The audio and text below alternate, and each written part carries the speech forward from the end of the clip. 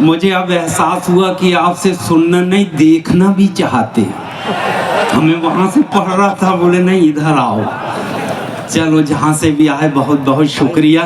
पहले मैं अपने अंदाज में 2 लाइन पेश कर दूं ताकि आप सबको लगे मैं ओरिजिनली हूँ।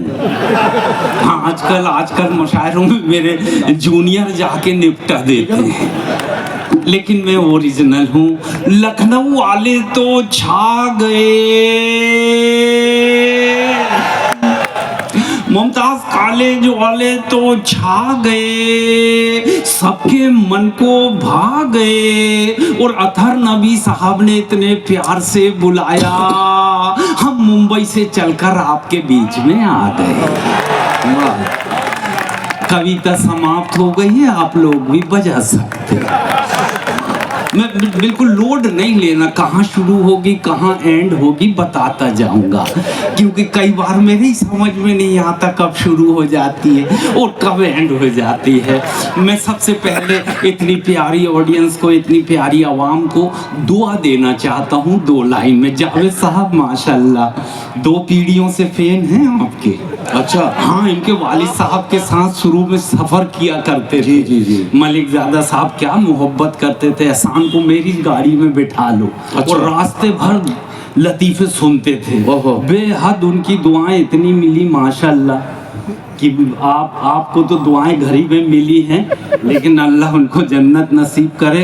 क्या माशाल्लाह, क्या शख्सियत थी साहब, इन लोगों के साथ सफ़र किए। मैं 2 लाइन में आप लोगों को दुआ देता हूँ जी।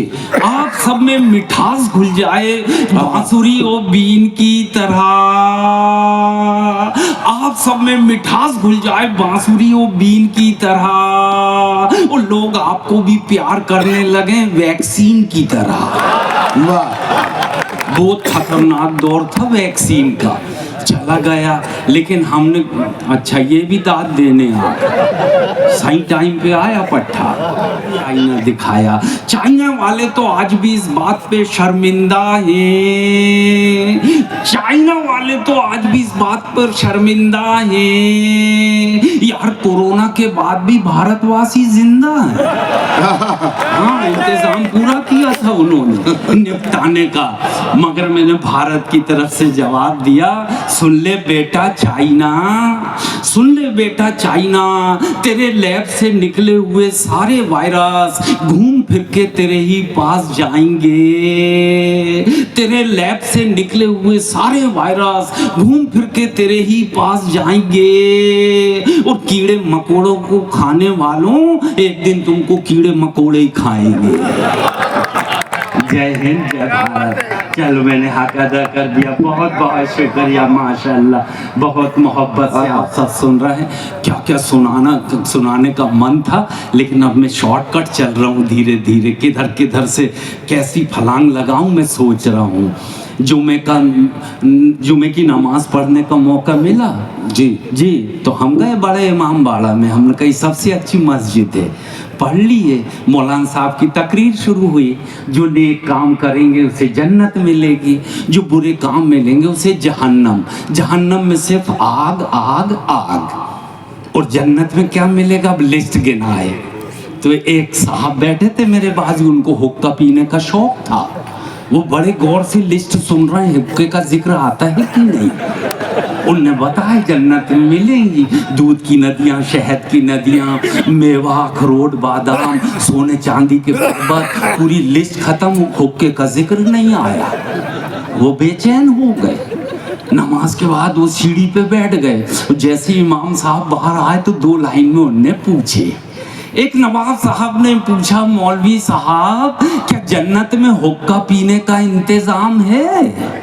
अब जवाब सुनना, क्या जन्नत में हुक्का पीने का इंतजाम है?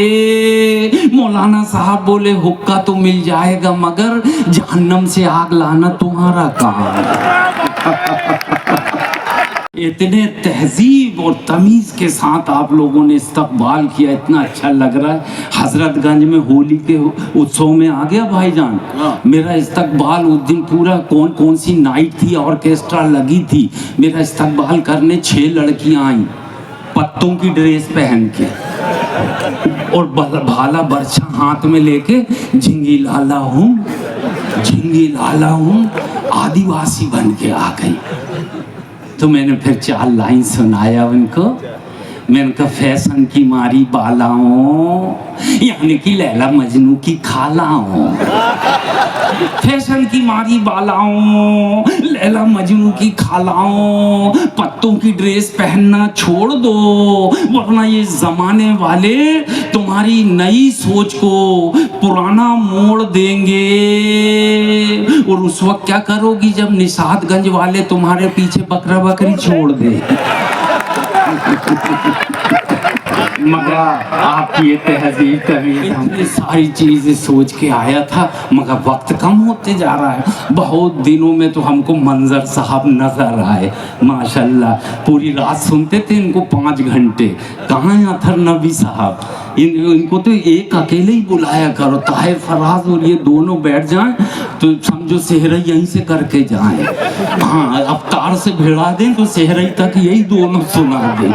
लेकिन थोड़ा सा वक्त आप दोनों का हम ले रहे हैं, माफ़ करना। बहुत सारी बातें आपसे करनी है। देखो, हमको लोग सवाल करते हैं भाईजान कि ये तुमको ये अंदाज कहाँ से मिला? मैं कहा हमारे दादा मरहूम ने सिखाया। हम 6 साल के थे तो बोले धरा बेटा ऐसा हुनर दूंगा पूरी जिंदगी कमाएगा। मैं इनका सुनाओ दादा। बोले अब ये टोन सीख, इतना मीठा बोलिए। मैंने कहा दादा इतना लंबा बोलना पड़ेगा? बोले बेटा जितना लंबा खींचेगा पेमेंट उतना ही लंबा मिलेगा। तो मैंने कहा सिखाओ दादा सिखाओ। तो ये दादा ने सिखाया हमारी ये टोन, इतना मीठा बोलिए जम के झगड़ा होए, पर उससे कभी ना बोलिए जो आपसे तगड़ा हो। तो हमने कहा दादा ऐसा ही करेंगे, कभी पंगा नहीं लेंगे। और तगड़े लोगों से इसलिए हम थोड़ा दूर बैठते हैं। दूसरी बात बताया बेटा 2 लोगों से जिंदगी में कभी पंगा मत लेना। मैं कहा दादा कौन कौन है? बोले एक तो ऊपर वाला और दूसरा डॉक्टर। मैं कहा क्यों दादा? बोले ऊपर वाला नाराज होता है तो डॉक्टर के पास भेजता है। हाँ समझ गए हो तो बजा दो, बताने की जरूरत नहीं। बोल कैसी बीमारी? बोल 1st फ्लोर में रहता हूँ, 10 सीढ़ियाँ हैं, 3 बार बैठना पड़ता है, 2 सीढ़ी चढ़ता हूँ फिर सांस भर जाती है। बोले सुबह कितने बजे उठते हो? बोले सुबह कोई 10 बजे उठता हूँ। डॉक्टर साहब बोले देख बेटा इस देश में बाबा रामदेव के भक्त सुबह 5 बजे उठ के सारा ऑक्सीजन सोख लेते। हाँ 10 बजे तो कार्बन डाइऑक्साइड मिलता।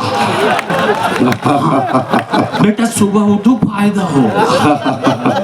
भैया वो सुबह दूसरे दिन 3 बजे रात में ही उठ गया और अकेले चला मॉर्निंग वॉक पे। एक मोटरसाइकिल रुकी, 2 गुंडे उतरे, चाकू अड़ाए, पर्स छीन के ले गए।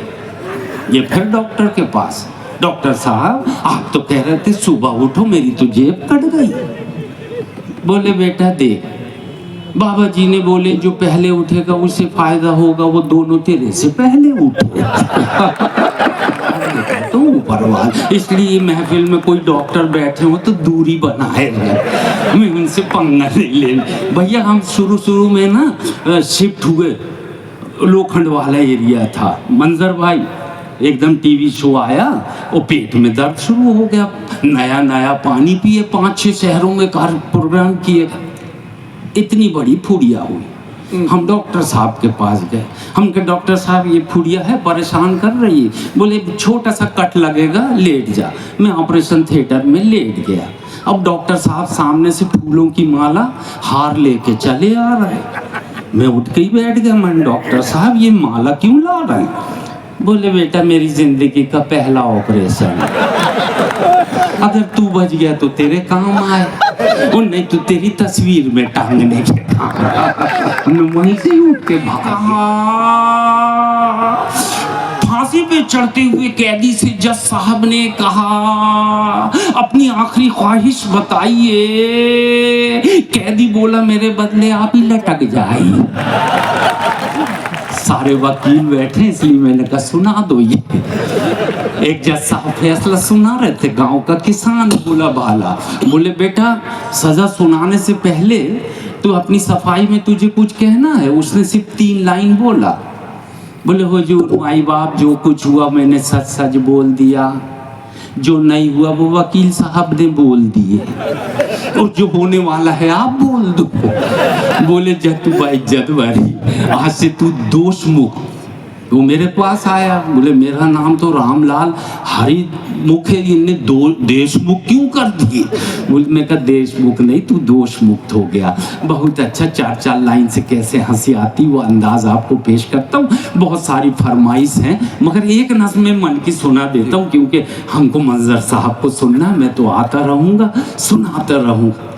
एक नज़्म सुनाता हूँ मेरे दिल की। जी, डॉक्टर बोला मरीज से तरीके और तमीज से, डॉक्टर बोला मरीज से तरीके और तमीज से, अगर रहना चाहते हो अगर बिताना चाहते हो खुशगवार जिंदगी तो ये डॉक्टर बोला मरीज से तरीके और तमीज से, अगर चाहते हो खुशगवार जिंदगी जीना तो ये दवाई ले जाओ और दिन में 5 बार पीना। अगर चाहते हो खुशगवार जिंदगी जीना तो ये दवाई ले जाओ दिन में 5 बार पीना। मरीज था टुन और भी टुन हो गया, थोड़ी देर में उसका दिमाग सुन्न हो गया। अचानक गफलत की नींद से जागा, बॉटल गले में टांगा और सरपट भागा। अब बेमकसद व बेमायने सड़कों पर घूमता है, दवाई पीता नहीं बस दिन में 5 बार चूमता है। बेमकसद बेमायने सड़कों पर घूमता है, अब वो दवाई पीता नहीं दिन में 5 बार चूमता है। कहना चाहता हूँ इस कहानी की आड़ में ऐसा ही होता है इस संसार में। खुदा की पाकीज़ा किताब को यानी कि कुरान पाक को लोग हाथों में लेकर घूमते हैं, इसका दर्स नहीं करते बस दिन भर इसको चूमते। वाह, बहुत बहुत शुक्रिया, मेरी अपील आप तक पहुँच गई। तो कहना चाहता हूँ इस कहानी की आड़ में ऐसा ही होता है इस संसार में। खुदा की पाकीज़ा किताब को यानी कि कुरान पाक को लोग कसम खाने के लिए हाथों में लेकर घूमते हैं, इसका दर्स नहीं करते, दिन भर इसको चूमते हैं। कुछ लोग कैलेंडर की शक्ल में दीवारों पर टांगते हैं, कुछ लोग कैलेंडर की शक्ल में दीवारों पर टांगते हैं, और कुछ लोग तो इसको पढ़कर सुनाने का भी पैसा मांगते हैं। वाह, और वो सीजन अब आ रहा है, अगले इतवार से हो जाएगा सौदा। तरावी के इतने लूंगा, बाकी आप समझदार हैं। कुछ लोग कैलेंडर की शक्ल में से दीवारों पर टांगते हैं, कुछ लोग इसको पढ़कर सुनाने का भी पैसा मांगते हैं, और कुछ लोग इसे ताकों में सजाते हैं, और कुछ लोग तो सिर्फ ताबीज़ और गंडे लिखकर ही अपना घर चलाते हैं। वाह, तो मैं कहना चाहता हूँ जितनी जल्दी हो सके आप सब जाग जाइए, वरना खुदा दूसरी कौमों को जगा देगा और आपके हाथ से छीनकर ये पाकीज़ा किताब किसी और कौम के हाथ में थमा देगा। थैंक यू, शुक्रिया। बहुत शुक्रिया जनाब एहसान कुरैशी साहब।